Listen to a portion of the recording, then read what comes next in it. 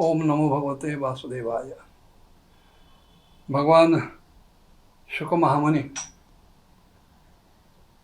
राजा परीक्षिताच्या जिज्ञासायुक्त प्रश्नांची उत्तरं देण्यासाठी स्वतःची मानसिक, बौद्धिक, आध्यात्मिक तयारी करण्यासाठी भगवंताची प्रार्थना करतायत, मंगलाचरण करतायत. अनेक प्रकारे भगवंताची स्तुती करतायत, प्रार्थना करतायत, त्याचं स्वरूप कसं आहे ते सांगतायत, त्याचा महिमा सांगतायत. ह्या ओघात ते म्हणाले, विचक्षणा यच्चरणोपसादनात संगम यदस्यो भयतोऽन्तरात्मनः विन्दन्ति हि ब्रह्मगतिं गतक्लमाः तस्मै सुभद्र श्रवसे नमो नमः. 3 श्लोकामध्ये शेवटचा चरण तस्मै सुभद्र श्रवसे नमो नमः असा आलेला आहे की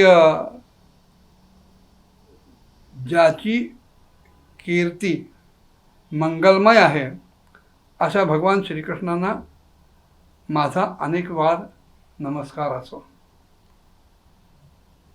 ह्या श्लोकाच्या सुरुवातीला त्यांनी विचक्षण शब्द वापरला आहे. विचक्षणा यत् चरणोपसादनात, जे विवेकी आहेत. सामान्य माणसं भूतकाळात अडकतात, भूतकाळातल्या गोष्टींबद्दल शोक करतात. भविष्य माहिती नसल्यामुळं त्याच्याबद्दल भीती आणि चिंता ह्या दोन्ही गोष्टी त्यांच्या अंतःकरणात जमा होतात, निर्माण होतात, आणि त्यामुळे त्यांचा वर्तमान काळ सदैव निरर्थक होतो.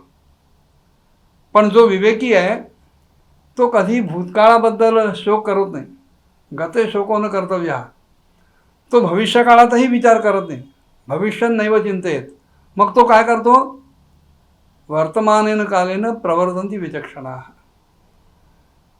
जो विचक्षण आहे, जो विवेकी आहे, तो मनुष्य केवळ वर्तमानाचाच विचार करतो. आत्ता हा जो आपल्या हातात क्षण आहे त्या क्षणाचा जास्तीत जास्त चांगला आणि श्रेष्ठ उपयोग कसा करता येईल याचाच तो विचार करतो आणि त्याप्रमाणे वागतो.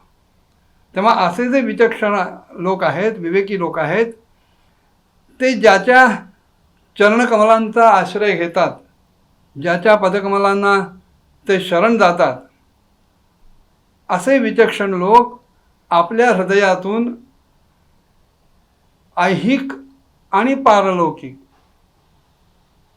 इथे मिळणाऱ्या सुखदुःखांचा किंवा परलोकात मिळणाऱ्या सुखदुःखांचा कुठल्याही प्रकारे विचार करत नाहीत. उलट त्या ऐहिक आणि पारलौकिक आसक्तीतून ते स्वतःला मोकळं करून घेतात, फेकून देतात. आणि मग हे झाल्यानंतर मग विनाश्रम त्यांना ब्रह्मपदाची प्राप्ती होते. अशा ज्या शक्तीला, परब्रह्म परमात्म्याला, भगवान श्रीकृष्णाला शरण जातात, तो भगवान श्रीकृष्ण ज्याची कीर्ती अतिशय मंगल आहे त्याला मी वारंवार नमस्कार करतो. तपस्विनो दानपरा यशस्विनो मनस्विनो मंत्रविदस्तु मंगलाः क्षेमन्न विंदन्ति विना यदर्पणं तस्मै सुभद्र श्रवसे नमो नमः. समाजात अनेक प्रकारची माणसं असतात. कोणी तपस्वी असतात, कोणी दानशूर असतात, दानपर असतात, कोणी आपापल्या क्षेत्रात यशस्वी झालेले असतात, कोणी अत्यंत मनस्वी असतात, काही मंत्रवेत्ते असतात, आणि काहींच्या अंतःकरणात सदैव लोकांबद्दल मंगल भावनाच असते. पण ह्या सगळ्या गोष्टी मिळवण्यासाठी त्यांना काही ना काही साधन करावं लागतं. आपाप कोणी दानशूर होत नाही, आपाप कोणी तपस्वी होत नाही, सहज झालं म्हणून यशस्वी झाला असं होत नाही. ह्यातल्या प्रत्येक गोष्टीसाठी काही ना काहीतरी साधना माणसांना करावी लागते. तेव्हा असे तपस्वी, दानशूर, यशस्वी, मनस्वी, मंत्रवेत्ते, मंगलभावना असलेले हे सगळे आपली ती सगळी साधना ज्याच्या पायाशी अर्पण करतात, साधना करतात, यशस्वी होतात, मनस्वी होतात, पण ती सगळी साधना ज्याच्या पायाशी अर्पण केल्यानंतरच त्यांना क्षेम मिळतं, त्यांना कुशलता मिळते, त्यांना शांती मिळते. असा तो जो कोणी परब्रह्म परमात्मा भगवंत आहे त्याला मी वारंवार नमस्कार करतो, असं शुकमहामुनी म्हणतात. किरात होणांध्र पुलिंद पुलकसा अभीर कंका यवना खसादया येन्येच बाबा यदुपाश्रयाश्रया शुद्ध्यंती तस्मै प्रभविष्णवे नमः. भगवंत संत सत्पुरुषांचा भक्तांचा उद्धार करेल याच्यात नवल नाही. पण समाजात असेही काही वर्ग आहेत की जे कसायाचं काम करतात, पशुहत्या करतात. पुलकस म्हणजे कसाई आणि पुलिंद म्हणजे भिल्ल. समाजात ज्याप्रमाणे उच्चवर्गीय आहेत, उच्चवर्णीय आहेत, मध्यमवर्गीय आहेत, कनिष्ठवर्गीय आहेत, त्याच्यापेक्षा कनिष्ठातले कनिष्ठवर्गीय आहेत, अनेक प्रकारच्या वर्गांचा मिळून समाज होतो. वरच्या वर्गांचं भगवंत कल्याण करतो, मग खालच्या लोकांचं कल्याण करत नाही का? शुकमहामुनी म्हणतात तसं नाही आहे. कोणी किरात असेल, कोणी होण असेल, आंध्र असेल, पुलिंद म्हणजे कसाई असेल, पुलकस म्हणजे भिल्ल असेल, आभीर, कंक, यवन, खसादी असे सगळे जे निम्न श्रेणीतले लोक आहेत, जी प्रजा आहे, जो समाज आहे,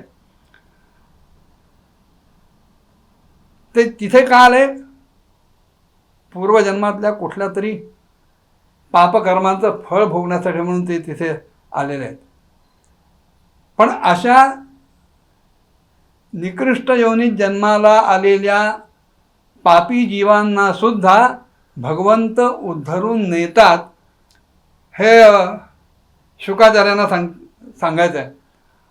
आणि हे सगळे असे जीव ज्याच्या चरणांचा आश्रय करून आपला उद्धार करून घेतात,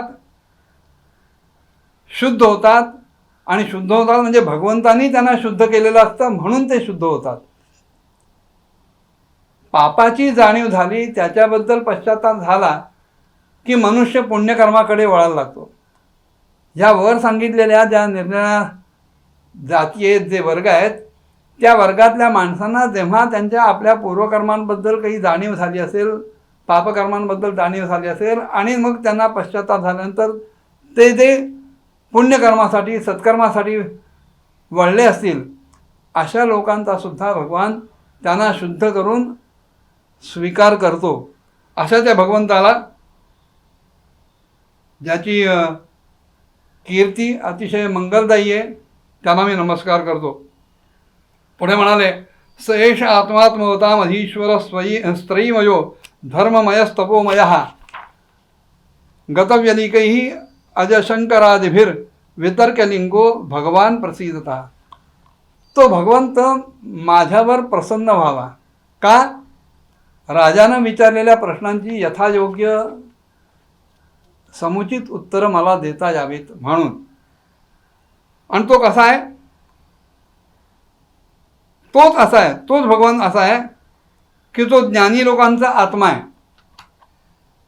ज्ञानमार्गी जे लोक असतात ते आत्म्याचा शोध घ्यायचा प्रयत्न करतात. भक्त मंडळी भगवंताला आपला स्वामी धनी मानतात.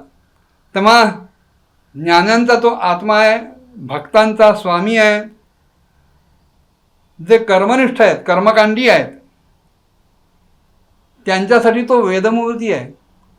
कारण हा कर्ममार्गसुद्धा वेदांनीच सांगितलेला आहे, अन्य कोणी सांगितलेलं नाही. तेव्हा वेदांनी सांगितलेला जो कर्ममार्ग आहे, त्या कर्ममार्गाला चिकटून राहणारी जी कर्मनिष्ठ मंडळी आहेत, त्यांच्यासाठी भगवंत वेदमूर्ती आहे. जे धार्मिक आहेत त्यांच्यासाठी भगवंत धर्ममूर्ती आहे. जे तपस्वी आहेत त्यांच्यासाठी भगवंत तपस्वरूप आहेत. तोच भगवंत ब्रह्मा, विष्णू, शंकर इत्यादी मोठमोठाल्या देवतांना सुद्धा आपल्या हृदयात धारण करतो. आणि त्या देवतासुद्धा शुद्ध अंतःकरणानं, शुद्ध चित्तानं भगवंताच्या स्वरूपाचं चिंतन करतात आणि आश्चर्ययुक्त दृष्टीने भगवंताकडे बघतात. तेव्हा असा हा जो भगवंत आहे,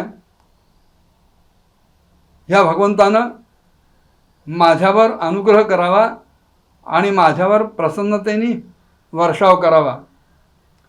श्रेयःपतिर्यज्ञपतिः प्रजापतिर्धियां पतिर्लोकपतिर्धरापतिः पतिर्गतिश्च अंधकवृष्ण सात्वतां प्रसीदतां मे भगवान सतां पतिः. पुन्हा इथे प्रसन्नतेचीच याचना केली शुकमहामुनींनी.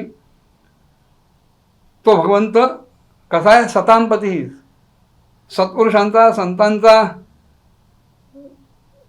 सर्वस्व असलेला असा हा भक्तवत्सल भगवंत भगवान श्रीकृष्ण माझ्यावर प्रसन्न व्हावा. त्याचं वर्णन करताना शुक महामुनी म्हणतात, तो श्रेयःपती आहे, सगळ्या वैभवांचा लक्ष्मीचा तो पती आहे. यज्ञपती आहे, तो यज्ञगोप्ता आहे, यज्ञांचा भोक्ता आहे. आणि यज्ञ केल्यानंतर त्या यज्ञांचं जे विहित फळ आहे ते फळही देणार आहे. तो प्रजापती आहे, म्हणजे प्रजांचं रक्षण करणार आहे.